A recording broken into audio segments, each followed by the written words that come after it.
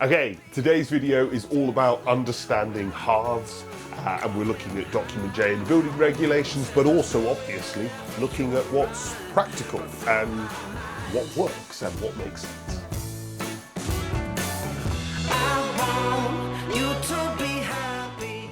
Let's start with diagram 24 and 25 in document J of building regulations. So this is about how big our hearth needs to be, what thickness, what it's got to be made from.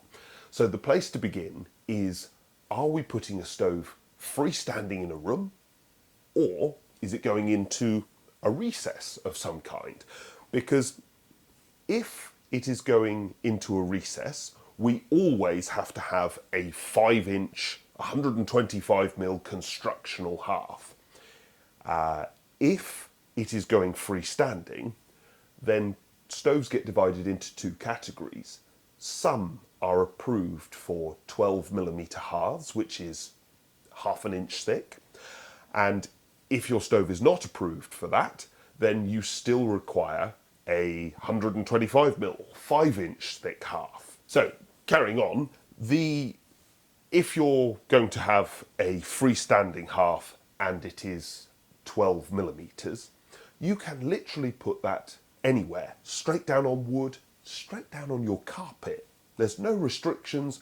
I mean, people use a half-inch thick piece of glass, so that's very, very simple. If you are going to have a constructional hearth, either it's in a fireplace or you have a stove which needs a constructional hearth, that means all carpet, anything combustible, has to go. Wooden floors underneath the hearth, all of that has to go. And then we have our 5-inch thick hearth. I mean, you could put 5 inches on top, but most people wouldn't. It makes sense to clear the area. And then you can assume if you've got foundations that are 5 inches thick and you're straight down on them, then obviously you can just have a decorative hearth on top. So it's not that you need an additional 125mm or 5 inches, it's just that the total of non-combustible needs to be that. Now what complicates it slightly is if you have timber underneath the floor. Let's say you've got a wooden floor and there's no foundations under it, maybe it's upstairs or whatever, and so you've got to have this 125mm of solid masonry. Now the rules get a little more complicated because, strangely, if that hearth is quite literally, as we can see here, floating in midair with a 50mm air gap, I mean, quite how on earth you get 5 inches of concrete to literally float in midair? I mean, who came up with that rule? What lunatic! I mean, and you think I'm exaggerating? No, if you have more solid masonry below that, the hearth has to be 250mm thick. So if you've got wooden floor, unless you can make your hearth literally float in midair with a 50mm air gap, the hearth thickness has to be 250mm. I mean, firstly, I live in an old house. I haven't a clue what the foundations are made of in my house. Maybe there's wood under it. Old places have rubbish foundations. I haven't the foggiest clue. And I'm certainly not going to drill down 250mm to see if I find a random root from a tree, which I could well find. And I don't care. It's not going to burn. But obviously, the regs, somebody's asked for a rule, and we have to give them one. But what about log stalls? That is a very good point. Because obviously we've all seen a stove with a log stall, and there's no hearth at all, not even this half-inch 12mm hearth. There's just a few heat shields, and then you've got a pile of wood.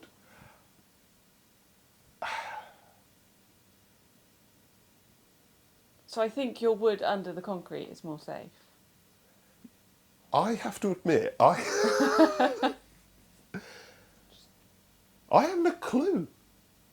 This is essentially there's building regs is a mat and a maze of all sorts of things, and that's essentially why we have a fantastic fitting network across the country. We can trust them, and they can interpret and work within the spirit of these rules without, digging your house up to see whether there's a root under it, which, as I said, is perfectly possible in an old house.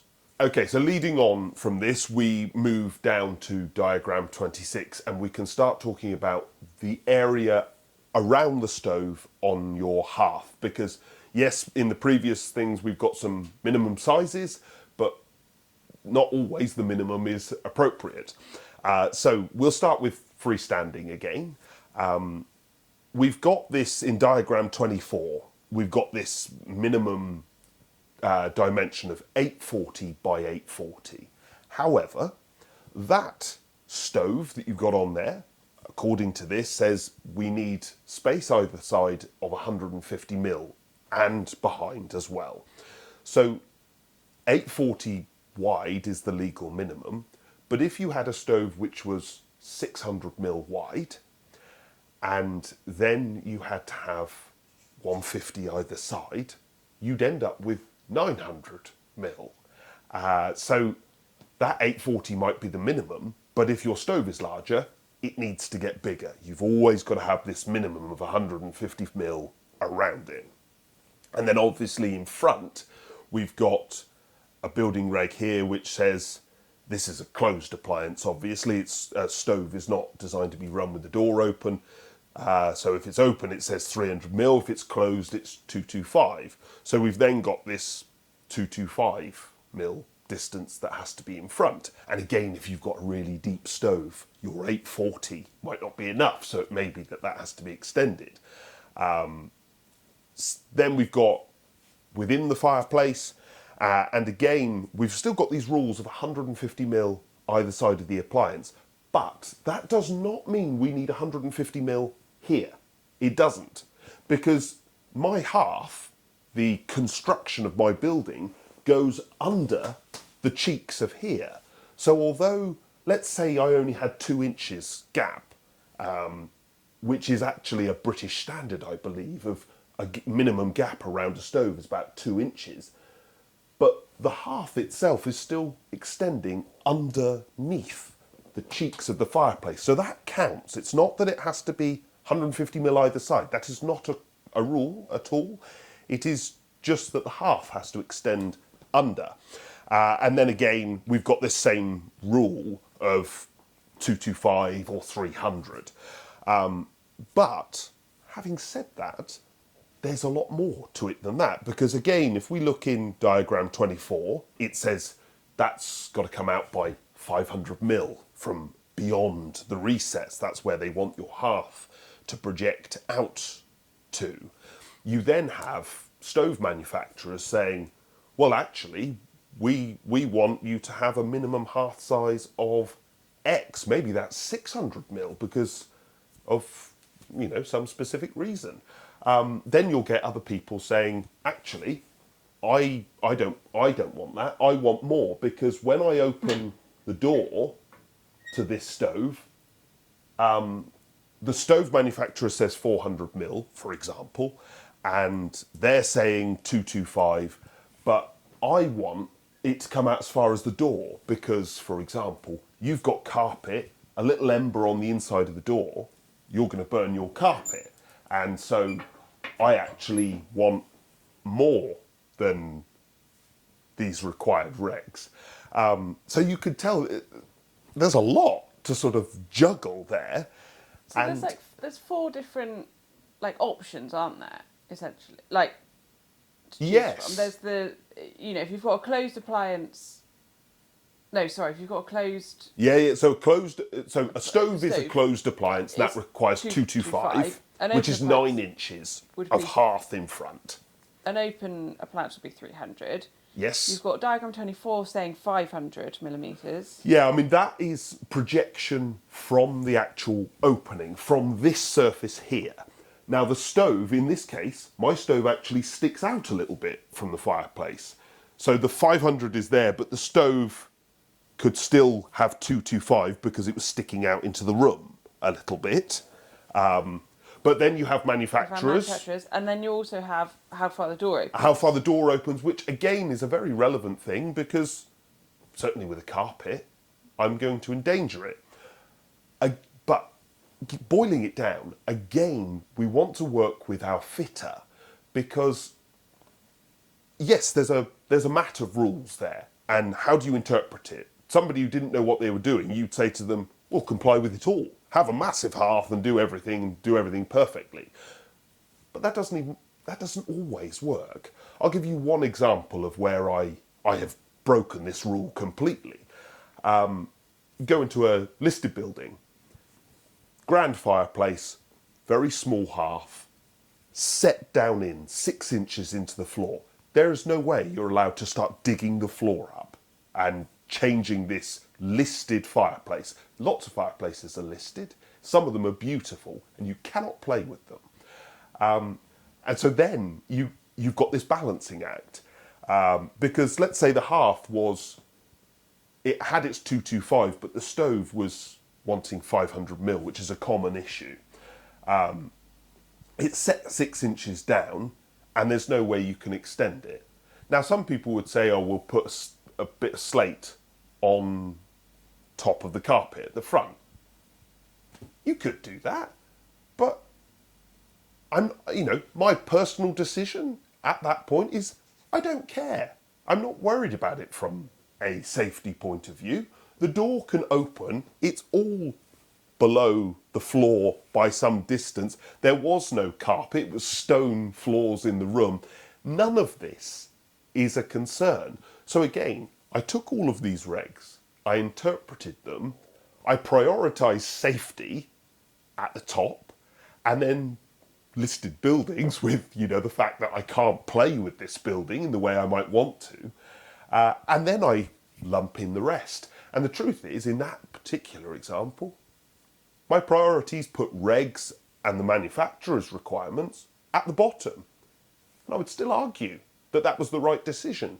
But somebody else looking at it separately, without that prior knowledge, the thought about listed buildings, would walk in and say, done a bad job. And I would still argue today, absolutely not. Didn't do a bad job. Did exactly the right thing. Served my customer. Did a safe job. The next thing I want to draw our attention to is point 2.26 here, where it starts talking about the boundary of hearths and how you define the hearth area. This is another sticky issue which I imagine will be relevant to lots of you, because typically lots of us will want an area of hearth that is, not superimposed. We may not want that because we don't want a trip hazard, or we don't like the look of it or whatever. And so this comes up quite a lot of, can I have the hearth set down in, or can I have it all on exactly the same level?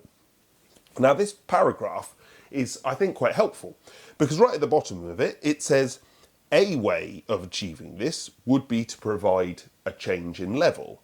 And the following diagram 27, then shows, it sort of almost assumes that you might choose that way of changing the level, and gives different ways of doing it. You can see in the second diagram, it shows the hearth being the same level as the floor, but just a tiny little upstand at the very edge of it. You'll also have other examples where there's a very clear change. And obviously, having the change go down is just as valid as the change going up. But I wanted to draw our attention to it because from what I can see here, there is no issue with having a hearth completely level with the floor. But what it does say is a way of defining it is a change in level, and it must be clear. So if we decide to not have a change in level, we've got to have something else which makes it very clear. Now, obviously, there are lots of ways of doing that. A case where I typically would never bother worrying about whether there was a change in level is when a floor doesn't include really combustible things like carpet and stuff that, you know, when they replace the carpet, they could lay it over the top. If I've got a completely stone floor and I've got a light coloured stone where the hearth is and a dark coloured stone where the floor is, am I worried that it's not a different level? No, not at all, because we've got a very clear defined area. So all I'm drawing your attention to is the fact that yes, you can have a hearth that's the same level, but it's very clear and very sensible that we define it quite properly, because, you know, you sell the house, somebody buys the house, the carpet just randomly stops here, and they think to themselves, well, look under the floor, it's all the same, it's all the same level, why can't my carpet just go a little bit closer? And that's obviously a mistake, because you'll open the door and you'll burn your carpet. So, you know, again, we trust our fitters and we allow them to work within the spirit of this, whilst also working in the spirit of what we want and health and safety. Because there's another thing to balance here.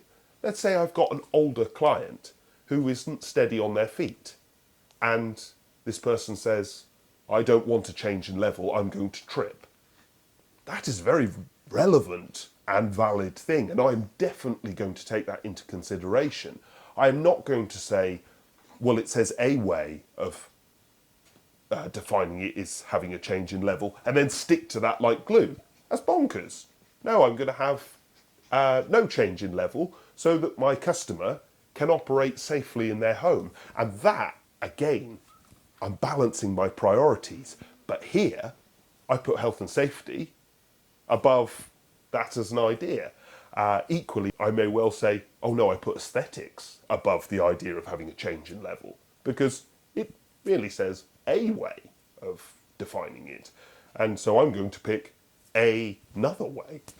How does it work with carpet going up to a hearth? Sort of.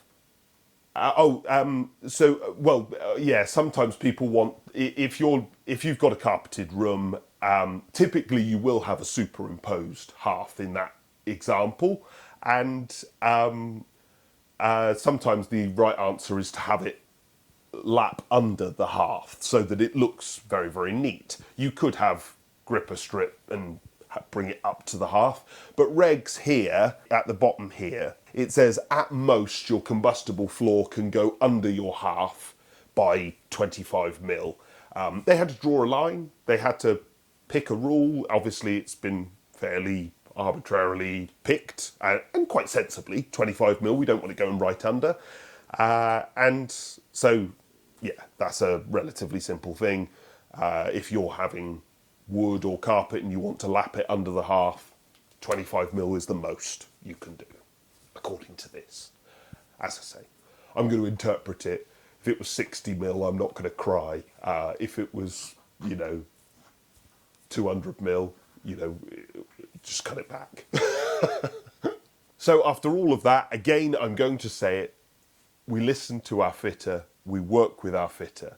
They interpret these rules, or these guidelines, or this advice, and they balance their priorities, and they make a decision, and a good decision and a safe decision. That's what we're looking for. Just because somebody else, a professional, or you or a friend, interprets things slightly differently and their balance of priorities is different, does not make you or they more correct. It's the person certificating is doing this process. They decide and then they certificate. Because you would have made a different decision, okay, there's a line. There are some people who perhaps would do a bad job, but I don't think that's not the norm in this industry with our fitters. They're fantastic. They're really well trained. And so we have to respect their decision. on this. Very often when another professional sees a job, it's after a year of use. And somebody's, to walk in and say, oh, it's terribly unsafe. Well, I've had it a year. What are you talking about? It's terribly unsafe. And it's been certificated. And somebody else has simply balanced these things slightly differently to you. And they will have their reasons, or normally will have their reasons. So we have to listen to them, respect them, and question them. That's fair enough, but not assume at all that this person is more correct because it sounds like there's a reg which bolsters their point. That doesn't mean they're more correct. I'll leave you with a couple of final points. Obviously, every single job is different, and whether this is you doing the job or whether you've got a fitter, the job will remain the same. You've got to take building regulations, you've got to take your client, your customer, you've got to take the stove, the building, the situation, health and safety. You've got to hold all of those things in tension and essentially work within the spirit of them and do a good job.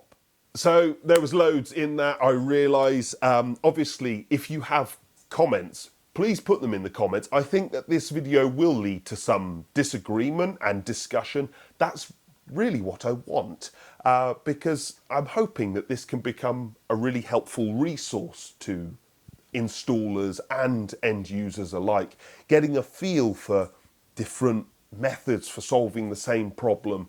And I hope that leads to not only better installations, but also safer and more aesthetically pleasing as well.